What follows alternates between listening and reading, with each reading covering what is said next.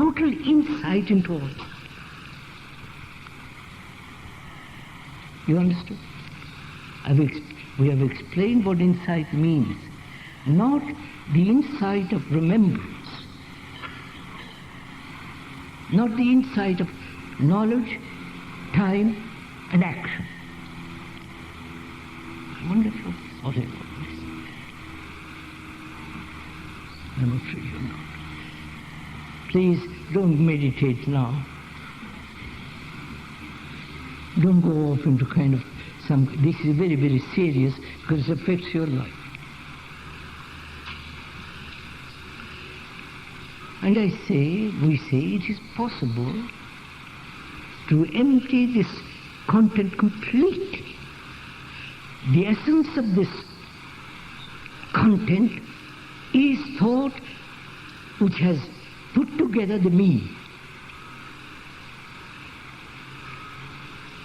The me which is ambitious, the greedy, aggressive, all that. That is the essence of the content of consciousness. Can that me, with all this, structure, selfishness, all that, can that be totally ended?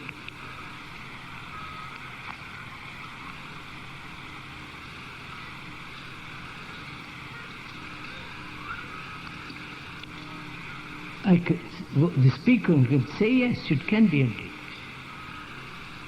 Completely. Which means no center from which you are acting. No center from which you are thinking. The center is the essence of measurement. It is the becoming. Can that becoming end? And we say probably it can, but what is at the end of it? You understand? That is, if I end this becoming, what is then being? I wonder if you follow this.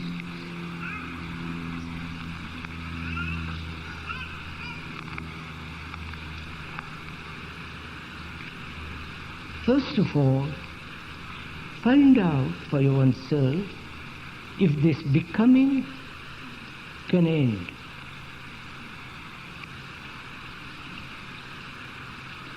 Can you drop in something that you like, that gives you some deep pleasure, without a motive, without saying, I can do it if there is something at the end of it? Can you do something immediately and something that gives you great pleasure?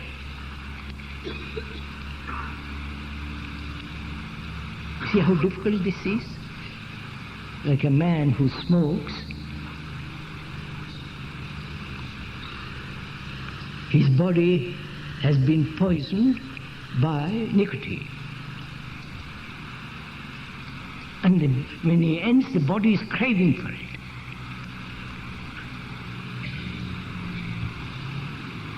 And so he takes something else to satisfy the body. So, to give up to end something rational, clear, without any reward or punishment, just to say, finished.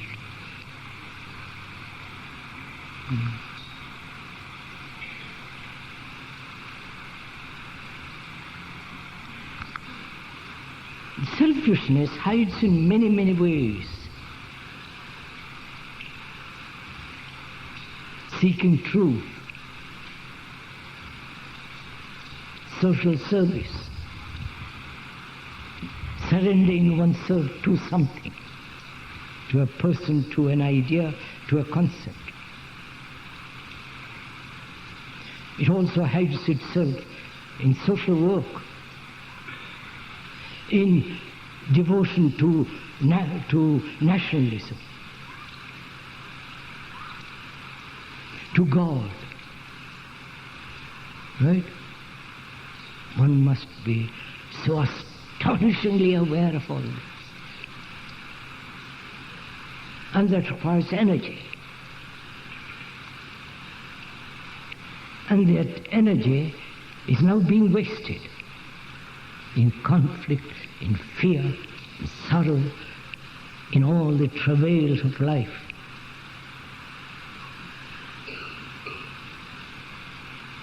That energy is being wasted in so-called meditation.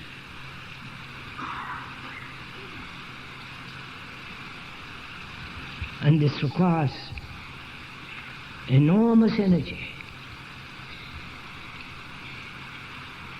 Not physical energy, that's fairly easy. But the energy that has never been wasted.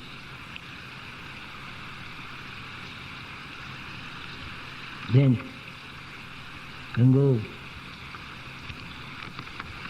Consciousness can be emptied. When it's empty, if there is something more or not, it's up to you. We like to be guaranteed that. There's no guarantee.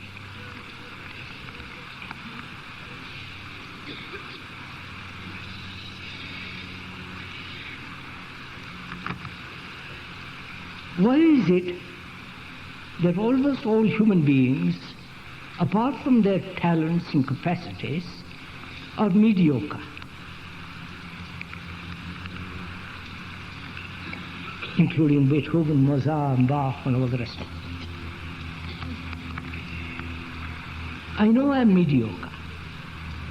I don't seem to be able to break through this mediocrity. Why is it that almost all beings, apart from their talents and capacities, are mediocre? I know I'm mediocre, and I don't seem to be able to break through this mediocrity.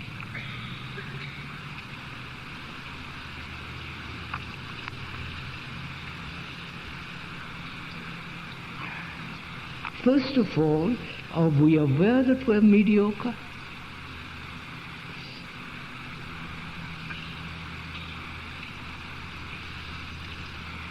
So, you answer it for yourself. Mediocre means neither high nor low, just hovering in between.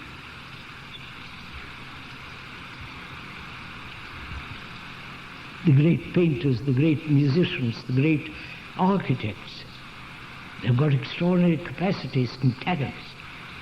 But in their daily life, they're like you and me and like everybody else. Like Haydn, when he composed, he put on his best clothes. And when we go to church, we put on the best clothes. You understand what I'm saying? So, was it Haydn? Doesn't matter, somebody.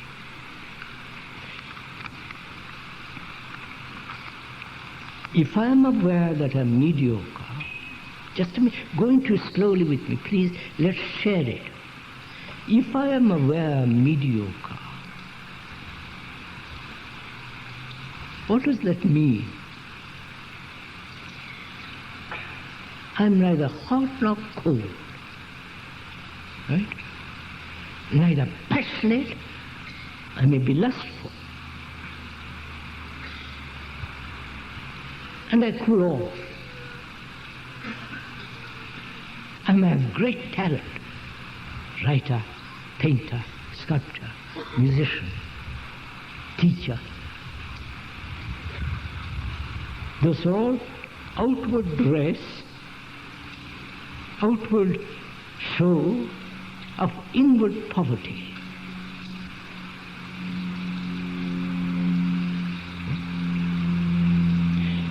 Being poor inwardly, we're always struggling to become rich. Not financially, but in knowledge, in understanding, in striving to something nobler, nobler, nobler. This sense of insufficiency and trying to fill that insufficiency with the latest gossip about politics, with the latest rituals, latest meditation, latest this and that. All that is an act of mediocrity. Right? Please don't get angry with me. We're just sharing it, pointing out to each other. And this sense of mediocrity, if one is aware of it,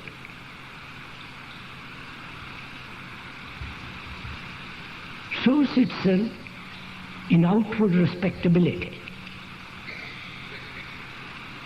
Right?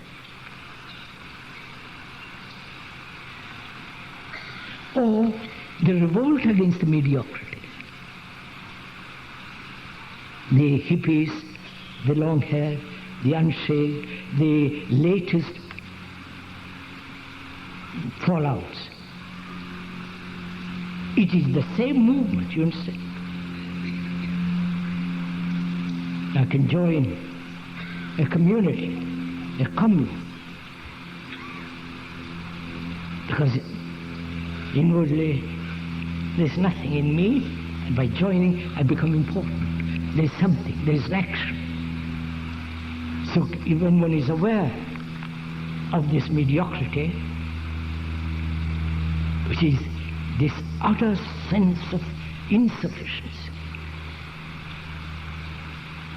this sense of deep, frustrating loneliness, which is covered over by all kinds of activities. If you are aware of that, then what is insufficiency? You understand my question? What is loneliness?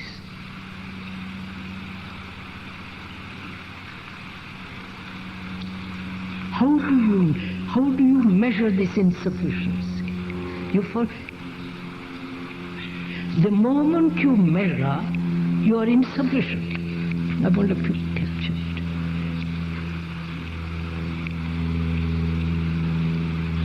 Do you see that? Right? No, don't agree, but don't measure. See, like depression is measurement. Don't reduce everything to measurement. That's another catchword. You're good at catching words and repeating it and worthless. It becomes worthless. But we are saying this insufficiency comes into being as long as there is comparison. Right? And this measurement is limitless. You can go on measuring, but not limitless. Sorry, I've used that word. It is a constant movement from a human being who is insufficient in himself. Now, can that comparative observation end? Then is there insufficiency? You're following what I'm saying? No, come on, first. I compare myself with you, and I realize that you're much cleverer than I am. Much more intelligent, nicely alive, full of this and that. I compare myself. And then I say to myself, how dull I am in comparison. So I strive to compete with you. But if I don't compare with you who are very clever, the very clever is already comparison. I don't know if you follow. If I don't compare, am I dull? Or am I aware of what is actually taking place in me? When I compare, I'm avoiding the fact of what is.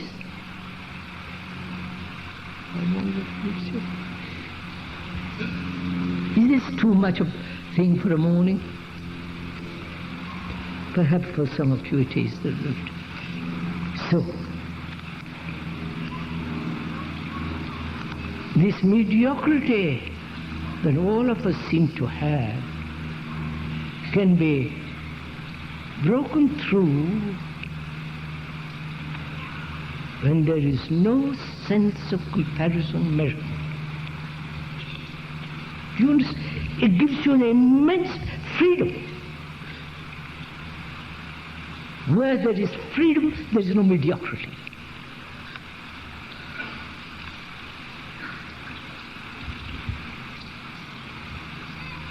Right? Do seeds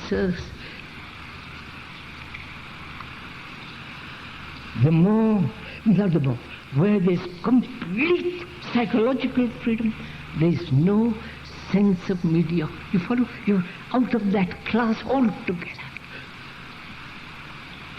Not you. Something totally different state of mind exists.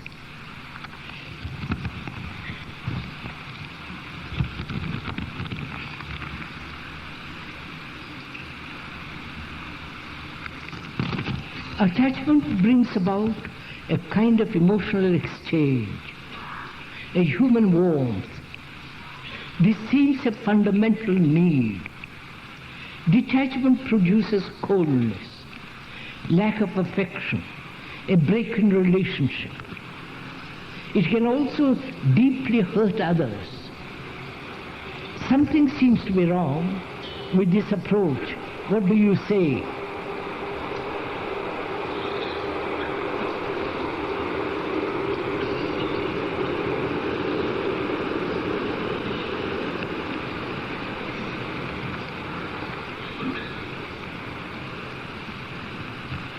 Attachment brings about a kind of emotional exchange, a human warmth. This seems a fundamental need.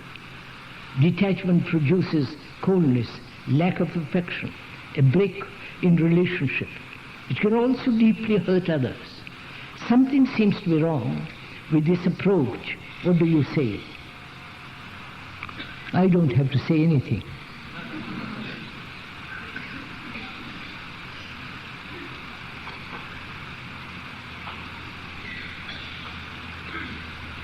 I'm attached to you. The word attach means to cling, to hold, attaquer, attaché, a quelqu'un. The feeling that you belong to somebody and that somebody belongs to you. To hold, to cling, to adhere like a plaster. Sorry. All that's implied in that word. And the questioner says, cultivating detachment breeds lack of affection, a coldness, a break in relationship, the cultivation of the opposite. Naturally it will. You understand? If I am attached to you, the audience, and I feel this attachment is dangerous because I know I'll be unhappy if I don't meet all of you and talk to all of you, which is my fulfillment, which is called attachment. Then, seeing the danger of that, depression when I don't meet a large audience, but meet two people, and I go through all that ugly business. And seeing all that, I say I must cultivate detachment.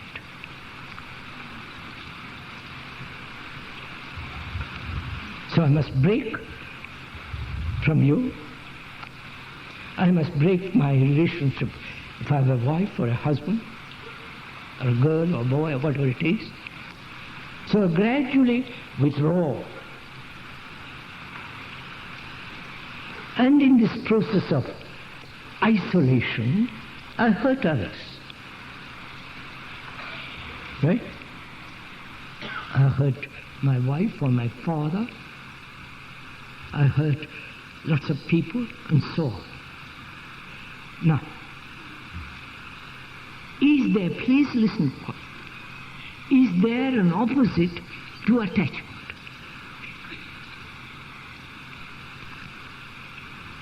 If detachment is the opposite of attachment, that detachment is an idea, is a concept, is a conclusion that thought has brought about, realizing that attachment produces a lot of trouble, a lot of conflict, jealousy, anxiety, and so on and so on. So thought says, by Jove, much better be detached. Detachment is a non-fact, right? Whereas attachment is a fact. I don't know if you're following on this. Please don't go to sleep. Another 10 minutes or quarter of an hour, keep awake, and then you can go to sleep. Or meditate afterwards.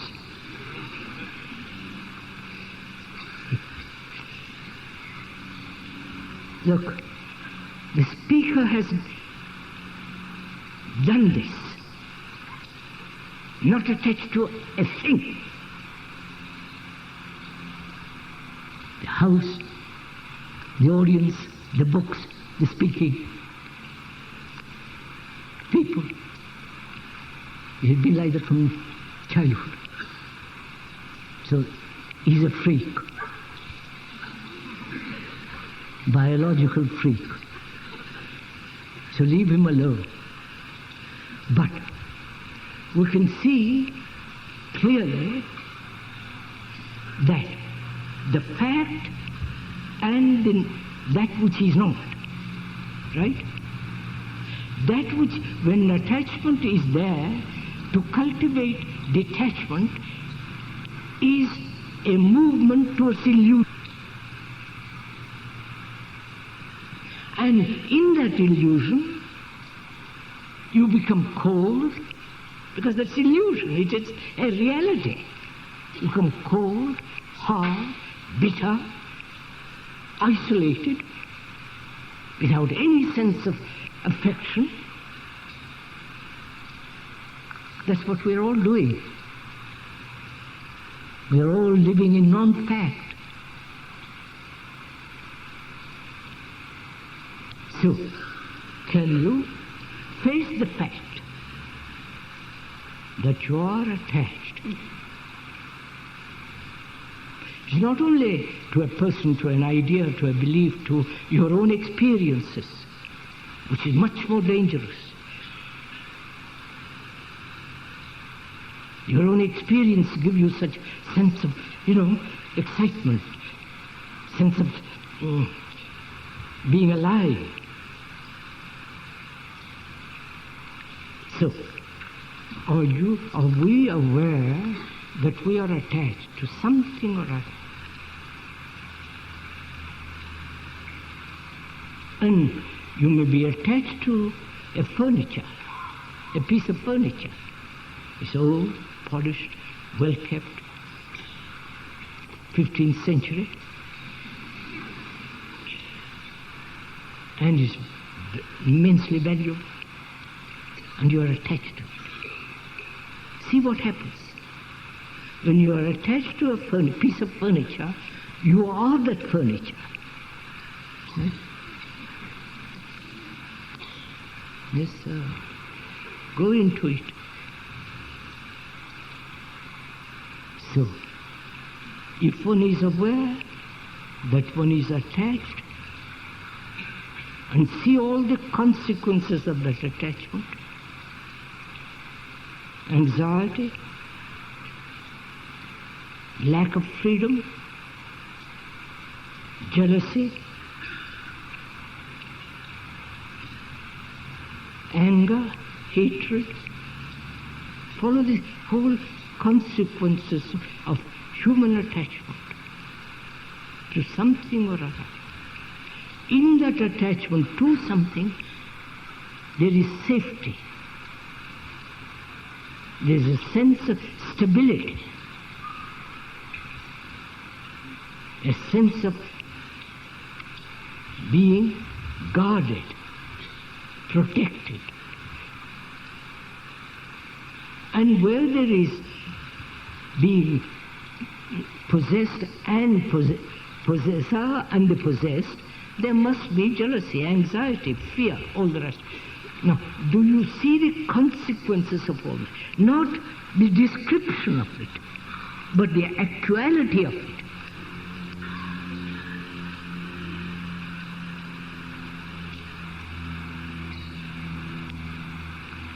If I am attached to you,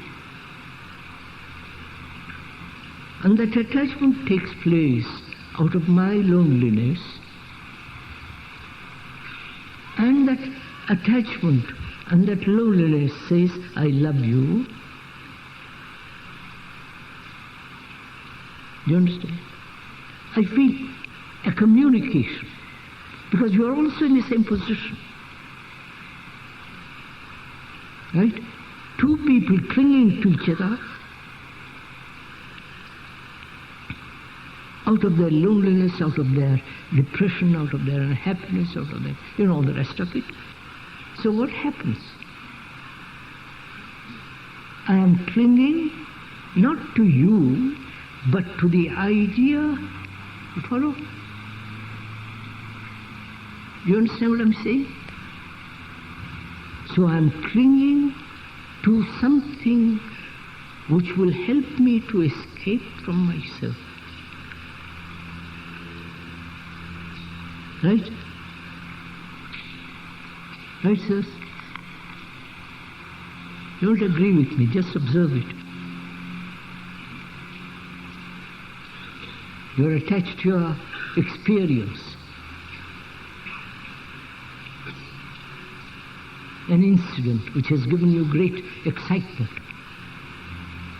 a great sense of elation, a sense of power, a sense of safety. You cling to that. That experience, please listen to it if you are interested. That experience which you have had, what is it? Either you have projected it, right? You want some kind of experience and you will get it because that's what you want. And then that experience is registered in the mind and hold it. That is, something that is dead, you're holding on to. Right? So, what you are holding, and so that which you are holding which is dead, you are also becoming dead. I wonder if you see all this. So if you see all this, without any direction, without any motive, observe it. Then you will see, if you observe, that insight shows the whole thing as a map.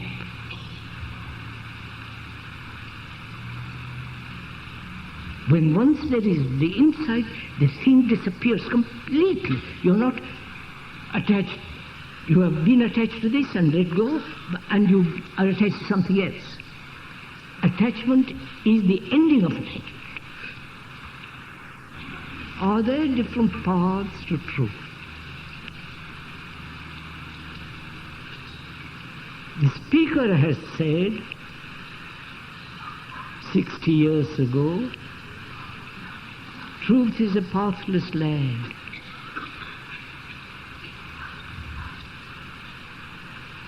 The ancient Hindus have laid down paths according to the tendency of human beings. They said that truth can be attained through knowledge, that truth can be attained through work, that truth can be attained through devotion, romance, imagination. See? Gratifying each human being according to his state, according to his idiosyncrasies. And that is well established. And there have been volumes written on each path, which is the clever birds at that time laid down these paths for the convenience of human beings, for the comfort of human beings. I am devotional, romantic, idealistic, and there is a path to me. You follow? So this idea that there are different paths to truth is utter nonsense.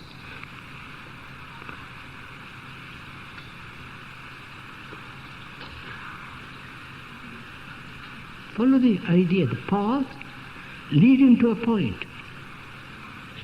I wonder if you understand this. That truth is fixed, and this path will lead you there. Or that path, devotion, action, knowledge. And I think there are 4, I've forgotten. It doesn't matter, it's not important. So, the Christian path, the Hindu, the Buddhist, the Tibetan, the Muslim, you follow? Then you are safe. You don't have to give up your path. It's a game they play. So truth is not something that's fixed. And therefore there is no path to it. Which means the mind must be free from all movement. You understand? Path means gradual arrival. And you can take your time. If you can't do it this life, perhaps next life.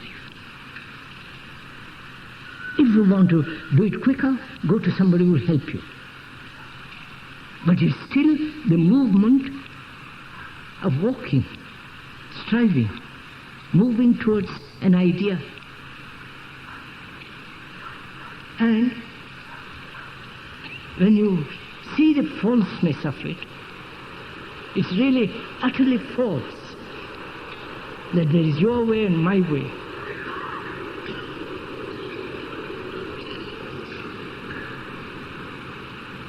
You see, because your mind is the mind of humanity. It's not your mind, therefore it's not your path. It's the human path, human life, the way we live, the way we meet life, not according to your temperament and my temperament, or my idiosyncrasy, or your idiosyncrasy, which is what we are doing now. This is human mind, common to all of us. And when one realizes that, not verbally, actually inwardly, the feel of it, the beauty of it, the depth of it, the extraordinary width of such a thing, then one realizes there is no path. There is no striving for that. There is only this, the transformation of what is.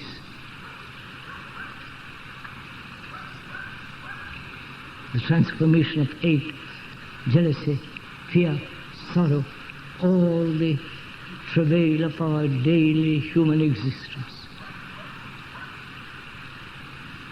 And if there is no love and compassion, nothing exists. You understand? The love that we have is not love, it's based on pleasure, maternal instinct. You understand what I'm saying? Which you have derived from the animals. The love of one's wife, of one's husband, of one's children is still me and you.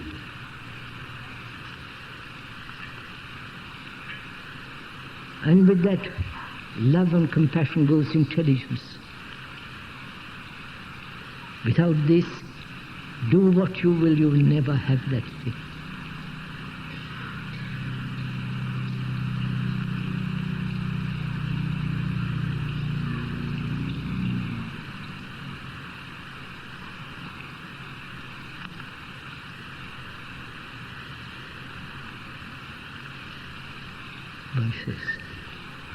Pleasant journey.